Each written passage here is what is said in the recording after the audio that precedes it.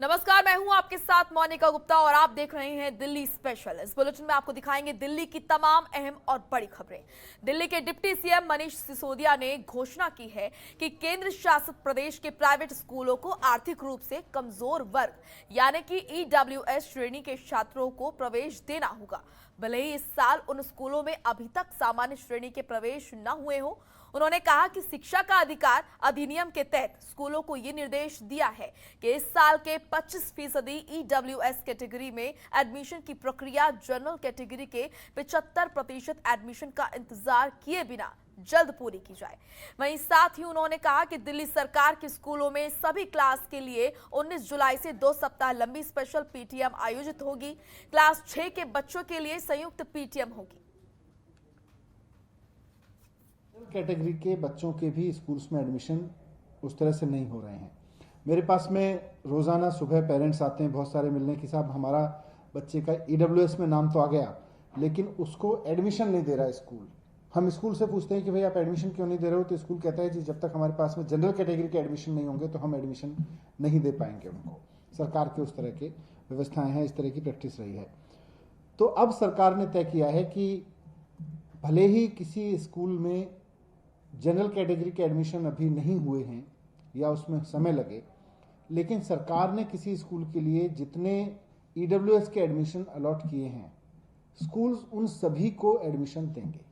सरकार ने, शिक्षा विभाग ने एक स्पेशल पेरेंट टीचर मीटिंग का आयोजन करने का निर्णय लिया है और ये जो स्पेशल पीटीएम्स होंगी ये पेरेंट्स को इसके लिए स्कूलों में फिजिकली आना होगा ताकि हमारे शिक्षक पेरेंट्स को इस बारे में बहुत अच्छे से विस्तार से जानकारी दे सकें कि बच्चा जब स्कूल बंद होने के दौरान घर से ही पढ़ाई कर रहा है तो पेरेंटिंग उस तरह से कैसे हो, पढ़ाई कैसे हो उसकी।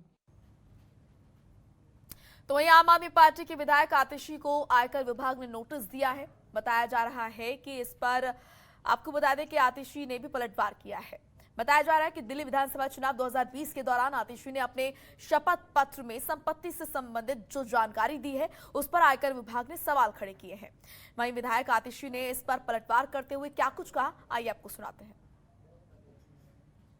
पिछले 6 साल से 7 साल से जब से आम आदमी पार्टी राजनीति में आई है, ये तो बार बार देख ही रहे हैं कि किस तरह से आम आदमी पार्टी के नेता, उनके एमएलए, उनके मंत्रियों को परेशान करने के लिए केंद्र सरकार अपनी हर एजेंसी का प्रयोग करती है। चाहे वो सीबीआई की रेड्स हो, चाहे वो दिल्ली पुलिस, चाहे वो एनफोर्समेंट डायरेक्टरेट हो और चाहे इनकम टैक्स की समन्स और इनकम टैक्स की रेड्स हो। केंद्र सरकार ने अपनी कोई एजेंसी नहीं छोड़ी है जिसके माध्यम से वो आम आदमी पार्टी के पीछे पड़ी रहती है।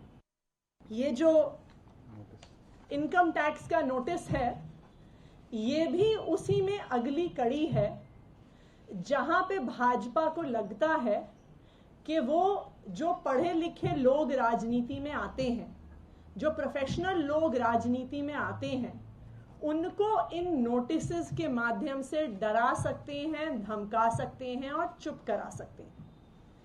मैं भाजपा की केंद्र सरकार को कहना चाहूंगी कि हम आपकी धमकियों से डरने वाले नहीं हैं। तो वहीं इस मुद्दे पर डिप्टी सीएम मनीष सिसोदिया ने भी केंद्र सरकार पर पलटवार किया है। उन्होंने ट्वीट कर क्या कुछ लिखा आपको बताते हैं। उन्होंने ट्वीट कर लिखा, जिस आतिशी ने दिल्ली सरकार के लिए केवल 1 रुपए प्रति माह की तनख्वाह पर काम किया, आज उन्हें केंद्र सरकार इनकम टैक्स को लेकर नोटिस भेजती है।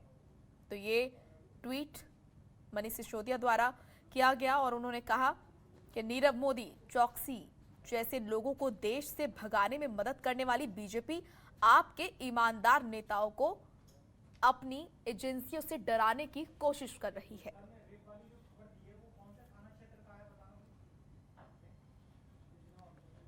तो वहीं दिल्ली के उप मुख्यमंत्री मनीष सिसोदिया ने खिचड़ीपुर में डिलीवरी वर्कर्स के लिए चलाए जा रहे वैक्सीनेशन सेंटर का जायजा लिया। यहां उन्होंने कहा, डिलीवरी वर्कर्स दिल्ली के लिए अहम हिस्सा हैं, इसीलिए उनके लिए हमने आज 4 वैक्सीनेशन सेंटर शुरू किए हैं।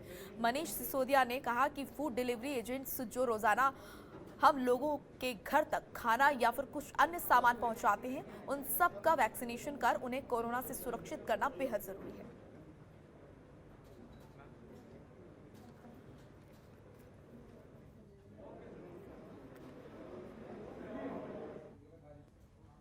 तो वहीं वरिष्ठ आईपीएस अधिकारी बालाजी श्रीवास्तव ने दिल्ली पुलिस के कमिश्नर का पदभार संभाल लिया है।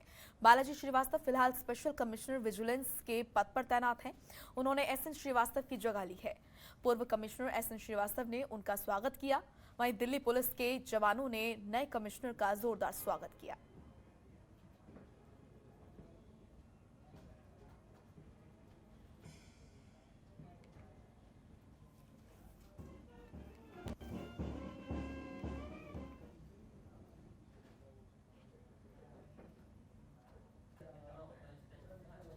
आम आदमी पार्टी के पार्षद विजय कुमार पर धोखाधड़ी करने का आरोप लगा है। यह आरोप निगम में सफाई कर्मी ने लोन के नाम पर लगाया है। पीड़ित का कहना है कि उनके नाम पर 2 बैंकों से लोन लिया गया और पैसे नहीं दिए गए। इतना ही नहीं, ये भी कहा गया कि चेक के जरिए किसी ऐसे शख्स के खाते में जमा करा दिए गए हैं जिसे वो जानते तक नहीं है। वहीं जैसे ही पार्षद को मामले की भनक लगी तो पीड़ित परिवार पर समझौता नहीं करने का दबाव बनाने यहाँ पर लगे और साथ ही जान से मारने की धमकी भी दी जा रही है। वहीं इस मामले में नेता विपक्ष मनोज त्यागी का कहना है कि इस मामले में राजनीति हो रही है। पार्षद विजय कुमार पर लोन दिलाकर फर्जीवाड़ा कर 5 लाख से ज्यादा रुपए का गबन का आरोप है। मामले में पार्षद का कहना है कि उनको बदनाम करने की कोशिश हो रही है। सेंट्रल बैंक से हुआ था सर। तो ये लोन किसने करवाया था? ये विजय कुमार जी जो अब निगम पार्षद हैं। तो आपका लोन होने के बावजूद आपको पैसा नहीं मिला, लेकिन आपकी किस्तें जारी हैं? किस्त जारी हैं जी हमारी। मैं आपको स्टेटमेंट भी दिखा सकता हूँ बैंक की। हम वहाँ कितने 2-2 3-3 घंटे बैठ के आते हैं और फिर ये ऑफिस में आते ही नहीं। कितनी बार तो कहते हैं आ जाएंगे, कल आएंगे। इनके जो साथ के लोग होते हैं वो हमें बिठाए रहते हैं वहाँ। हमारे साथ ये समझ लो बहुत बड़ा धोखा हुआ है और ये हम लोन के नाम पे हमारे साथ धोखा हुआ है सर। और ये विजय कुमार आम आदमी पार्टी के, आज ये निगम पार्षद हैं, लेकिन ये पहले लोन कराते थे। तो इन्होंने हमारा पहले लोन कराया है सर, और इन्होंने लोन करा के बस हमें इतना बड़ा धोखा दिया है कि लोन के नाम पे हमें कोई पेमेंट दी नहीं गई है, किसी विनोद के नाम पे ट्रांसफ़र करा दिए सर।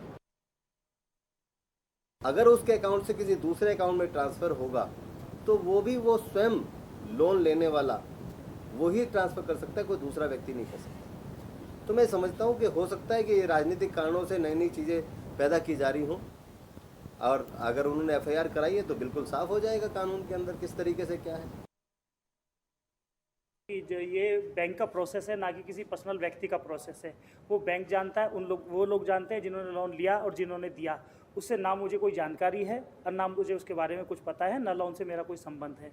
अगर उनके साथ कोई ऐसी गलत कार्रवाई हुई भी है तो मुझे बताते, मैं उनकी हेल्प करता। और मैं उनके अब भी मैं बोलता हूँ, अगर कुछ ऐसी बात है तो मुझे पे आए, मेरे उनके हेल्प करने के लिए तैयार हूँ।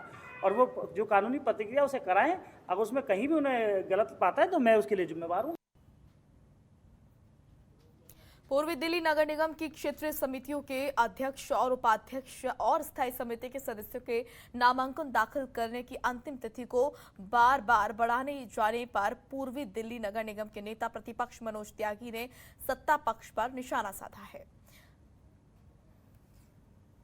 देखिए, ये साफ दर्शाता है नोटिफिकेशन की डेट को आगे बढ़ाने का मतलब है कि भारतीय जनता पार्टी के अंदर जो बाउंडर मचा हुआ है, जो कुर्सी को लेकर के जो एक चाहत सबके मन के अंदर है, वो लालच से भरी हुई पार्टी है। वहाँ पे हर आदमी लालच से जुड़ा हुआ है और इसीलिए कुर्सी की खींचतान में पहले आपने देखा था कि जो यहाँ स्टैंडिंग कमेटी के लिए भी जो हुआ था उसकी भी डेट बढ़ाई गई थी। आज इसके लिए भी 3 बार डेट बढ़ाई जा चुकी। चलिए फिलहाल दिल्ली स्पेशल में इतना ही। आप देखते रहिए जनतंत्र टीवी। नमस्कार। खबरों के निष्पक्ष विश्लेषण के लिए सब्सक्राइब करें Jantantra TV and press the bell icon. Never miss any update.